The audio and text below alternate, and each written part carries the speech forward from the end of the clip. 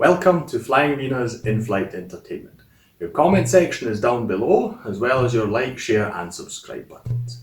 If you look around, you will see there are no exits, so you will have to watch the video until the very end. Your choice of film for today is... Thank you for using in-flight entertainment. Enjoy!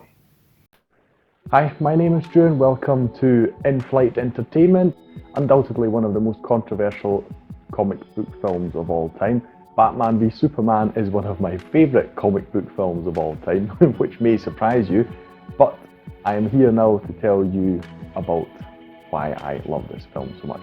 Just for context, I saw this film 4 times in the cinema. I have not seen any film as often as that before. Typically, I may go and see a film twice if I really like it, but 4 times was completely unprecedented. I really love it.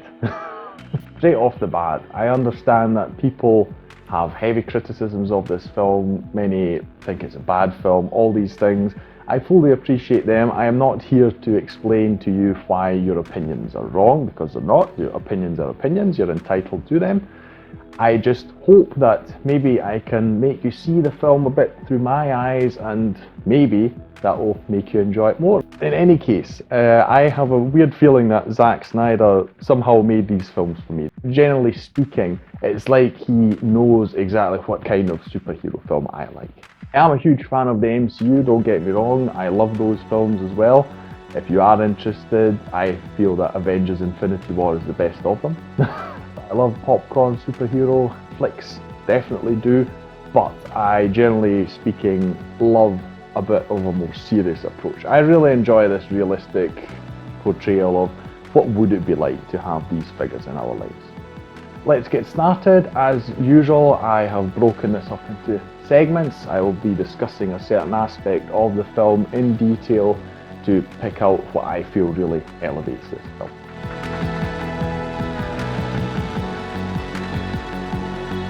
Opening sequence, by that I mean the start with the credits and all the way through to where you see the flashback to Man of Steel. The opening sequence is great. I mean, yes, we have seen Bruce Wayne's parents be killed so many times in so much media, but I feel that the way they solved it in this is actually very good. They show you the opening credits anyway, so it was a great mix to do that together with these shots from the alleyway where Bruce's parents die. Also, the way it was done, you just get brief images. It's not like it's a huge long sequence. It's very short, it's very tasteful. It's also a great homage to the comics, in particular the Dark Knight comics by Frank Miller. I have some shots that look like panels from that comic. And it starts the through line for the whole film with the name Martha, which we will come to later. Don't worry, I know it's a big issue, but still it's important to me. The opening sequence, that's how it ends, by Thomas Wayne saying the name Martha. So that's your first cue. This is an important name in the whole film, and that's carried throughout. Then you have the flashback to the events, the final events of Man of Steel, where Superman is fighting General Zod in Metropolis, and I really enjoy this sequence. They not only address what many people had an issue with in the first film, there was all this destruction going on in Metropolis, which, just as a side note, I feel is realistic. If these superpowered beings, these gods, fought any place, there's just going to be huge collateral damage. That is going to happen. Still, it's good that they addressed it and they really show you the other perspective of the people on the streets and what it was like for them, showing you people in buildings that collapsed, and they show you Bruce Wayne's motivation here as well. This is how he experienced this all. He was on the streets helping people, his own buildings collapsing and people in there dying, of course, employees of his. So I really enjoy that because it ties the two films together really well and shows you from the start Bruce Wayne's motivation in this.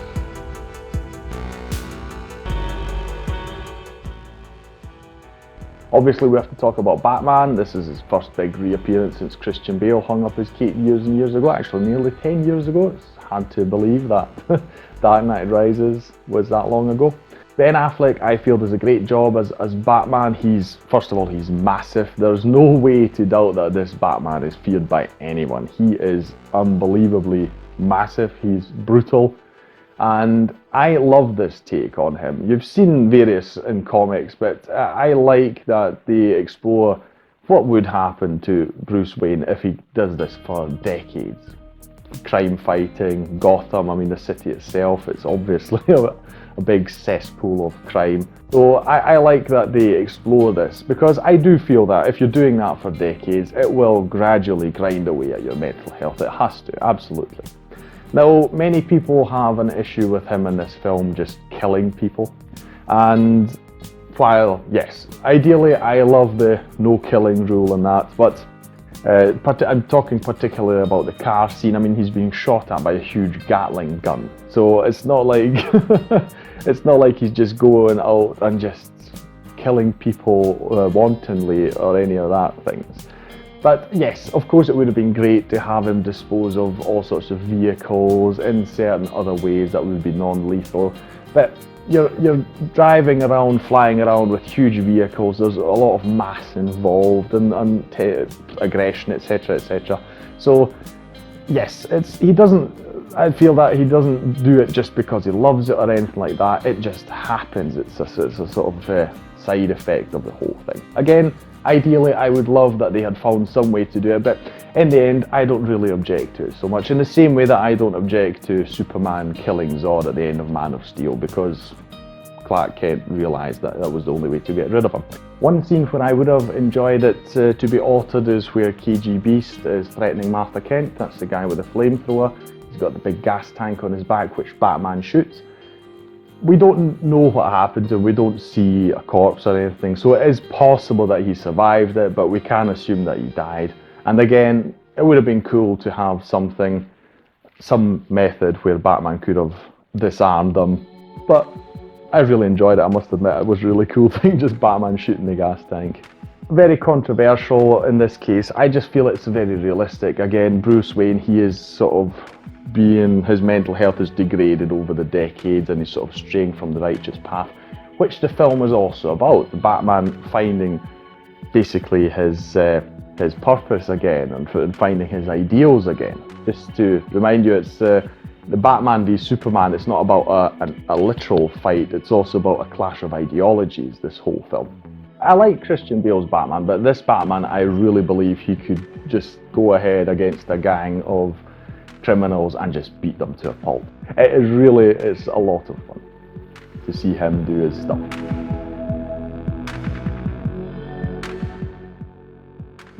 We've done Batman, of course we have to talk about Superman next.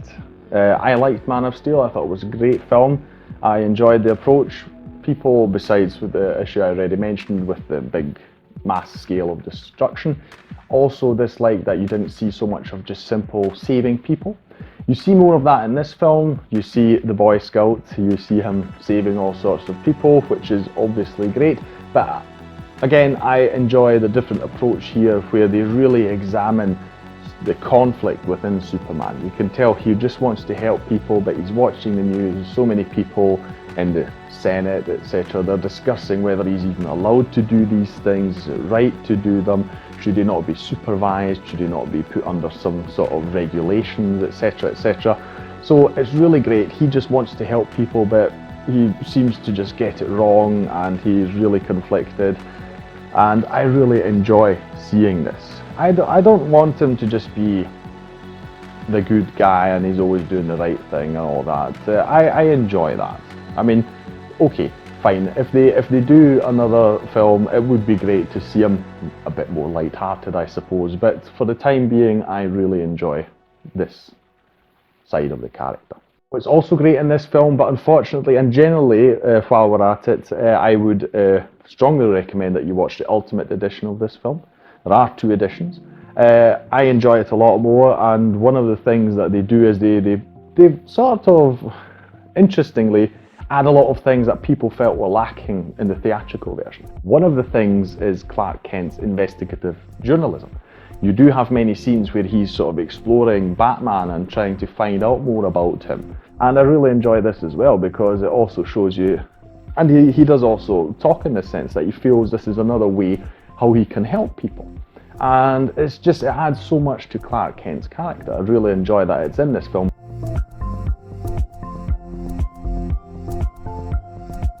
thing that we are all here for, the fight between Batman and Superman. I feel it's a highlight of the film. Obviously, it's been building up to that. Interestingly, it's obviously not the biggest fight, but I do enjoy it quite a lot. I like to compare it to Civil War's airport fight scene, which came out the same year, just I think it was a bit later, which while it was enjoyable, of course, seeing them all go up against each other, they're pulling their punches, they're not really going up against each other, they're doing jokes, one-liners, all these things.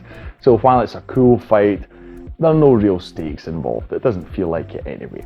It's only there basically to introduce Spider-Man, if you ask me. But yes, so I like that here we have a fight where you've got two guys who are really trying to go up against each other and take the other one down. I feel it's great. The whole build-up is good. I also like that Superman at the start, he's trying to just get Batman's attention, but he is so engrossed in his fanatical vision that he has to take down Superman that he doesn't care, and he just goes against him, and Superman eventually just, well, obviously gets annoyed by the whole thing, and he just wants to prove that Batman is no match for him. But like usual with these kind of stories, everyone underestimates Batman. I also like it because it shows Batman's combat tactical genius, because that's a big thing in the Justice League. Batman in the comics, he has got a method prepared for every single member of the Justice League. He could take all of them down. He is just that kind of guy. He does not go into a fight unprepared, and that's what's shown here very well. One thing I find is really silly is obviously the placement of the spear. I mean, there's no possible way you could have known that he would have ended there. I mean, you could say, okay, he wanted to beat him up and then drag him over there. I don't know, that makes no sense whatsoever, but generally the beatdown is very effective, I feel, and it is very brutal, so I really enjoy that. Obviously it's a great homage to The Dark Knight Returns, Frank Miller again, where you have this exact fight, Batman in the armoured suit and that. Really enjoyable, I like it. So I feel it's just great, it shows Batman's ruthlessness. When he goes into a fight, he absolutely has to win. And he is successful here as well, bringing down a god.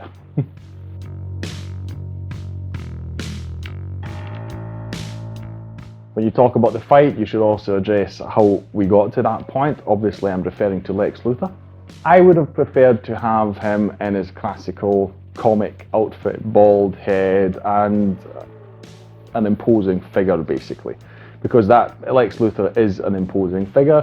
He's the most intelligent man on the planet, or one of the anyway, and he, yes, is a scary person when you think about it. Here, Jesse Eisenberg, he does a great portrayal. I like his Lex Luthor. Like I say, I would have preferred to have a more like the original, but I still preferred his version because generally speaking, he still shows that he is a force to be reckoned with. I mean, he threads together this plan that is actually the plot of the film. So over, 2 years I think he says, he plants evidence and incidents and everything just to make these two guys go against each other. So he does that very well. I mean, obviously he's a very damaged character. He has got psychological issues, which I feel is actually a bit bad for the film, because you get into this cliche bad guy, you know, he's got mental issues and that.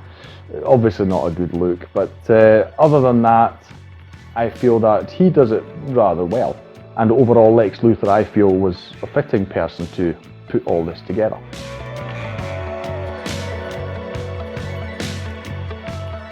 There's so many great characters in this film.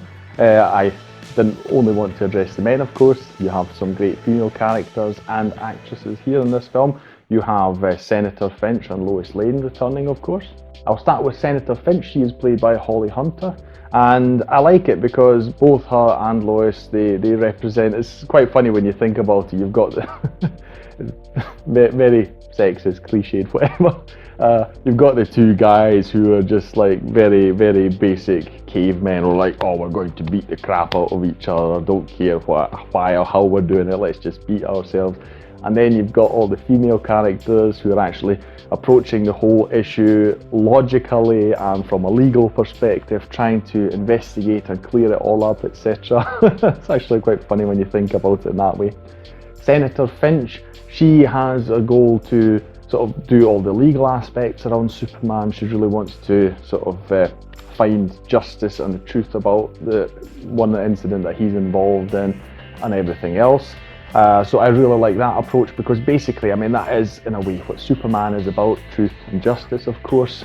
So I really like her, I also like her strong character. I mean, she does, in a way, cooperate with Lex Luthor, but she sees right through him and knows that he's up to something, she should not trust him. So I really like her. And of course, you've got Lois Lane, she returns from Man of Steel. She is important to the story because she investigates the same incident I just mentioned. So she's trying to prove that something's not quite right here, also basically leading her to Lex Luthor in the end. But she's not only important for that bit of the story, she is obviously Superman's rock, so she is the person he returns to when he needs some stability and I'll call it guidance. Because you can see her drive, she wants desperately for the world to see Superman the way that she knows and sees him, and it obviously pains her that that's not happening. So I really enjoy Amy Adams' continued portrayal. I hope that she will also return in the future eventually. I mean, she should, I suppose, in the, do we call it a remake of the Justice League? What do we call it? I suppose the one that's coming on HBO Max. I believe she'll be in that as well and have additional scenes, so I'm looking forward to that.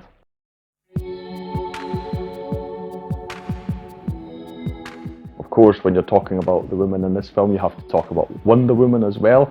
This is her entry into the DCEU before her own first film came out, and what a great first impression it is. I believe she is probably everyone's favourite in this film. Her entry is great, not only for the way it's portrayed, but also the music, but I'll talk about that a bit later. I don't agree with the version they went with here, that she just did not interact in human events, etc. for over a century. That feels so off to her character. So I don't really agree with that, but I suppose that is something that will be dropped anyway. I have not seen Wonder Woman 1984 yet. It's not available here yet. I'm hoping soon. So obviously they're trying to undo that anyway, but it was a silly idea. So while we don't get to see too much of her, she makes a really good impression, sort of warms you up for her own film. She fights against Doomsday obviously and really shows that she definitely is a very strong ally to have.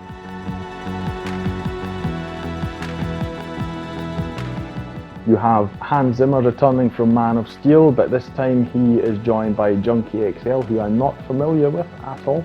As a whole, I really enjoyed the music in this film. I already mentioned Wonder Woman. Her theme is probably one of the most loved themes in comic films from the last decade, I would imagine, so it's incredibly powerful. It's so good. The first time I saw it gave me goosebumps, really. It was so great when she enters with the shield and then the music starts up. Really great.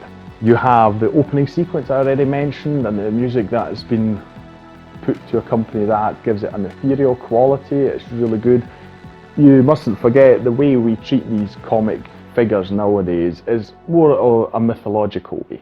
So we do see them as gods, and that is definitely how Zack Snyder wanted to portray them here. And so the music really helps to give it this other quality, this higher mythological quality. The Superman theme returns from Man of Steel, which I'm very happy about. I love the classical theme from the Christopher Reeve films, but I really enjoy the way that Hans Zimmer approached it, because as you know, I am a fan of his. But it's not just that, Lex Luthor gets his own theme, which is kind of very on the nose. While it is typically bad guy, it's somehow wonderfully elegant at the same time, which befits Lex Luthor.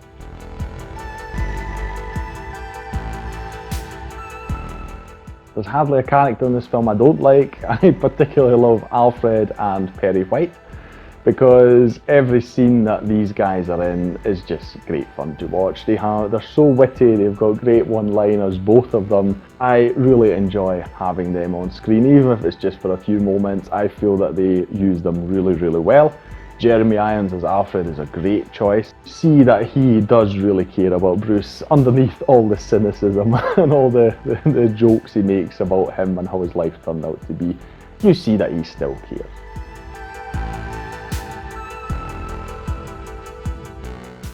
Obviously, you have to talk about the best Batman fight scene we have ever had, and that is my opinion until now. I do hope a lot that the new Batman we will get with Robert Pattinson will deliver more or even better fight scenes like this, but until then, this is my favourite until now. I love the Arkham games, and this scene really feels like it's from there. You see Batman's superiority, how he disarms a whole group of people and how he just bashes their faces in. Again, this is where Ben Affleck's physicality comes in. You believe that this guy could take out a gang of criminals. It's so wonderfully brutal. I remember seeing it the first time in the cinema. You know the action is good when you sort of wince every time and go, oof, you know, every time a hit connects or so. It's amazing. See him get stabbed and he just stabs the guy back. He breaks through a wall. It's all wonderful. Like I say, it feels like it's taken straight from the games. Absolutely.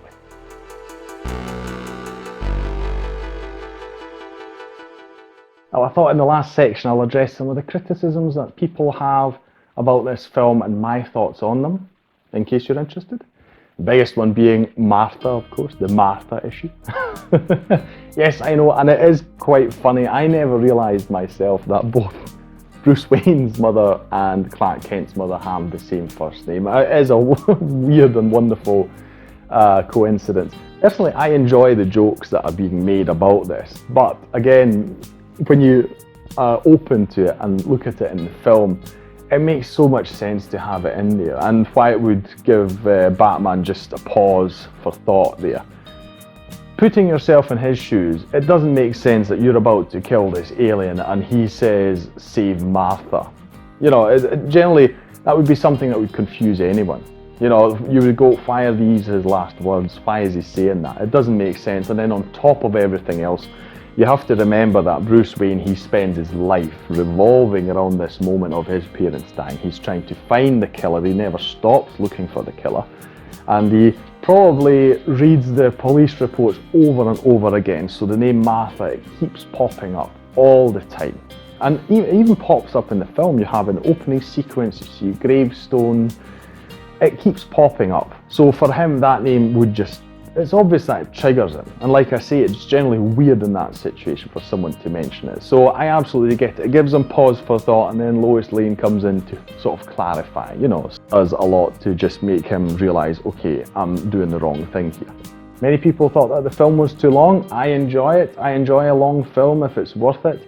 And the Ultimate Edition does add a lot more. I think that the Ultimate Edition delivers better pacing in the film, because you see how things develop, how issues develop, especially the Clark Kent investigating Batman side is a lot better. I don't feel it's too long. I think it's great. And you need this fight to build up. That's what really raises the tension.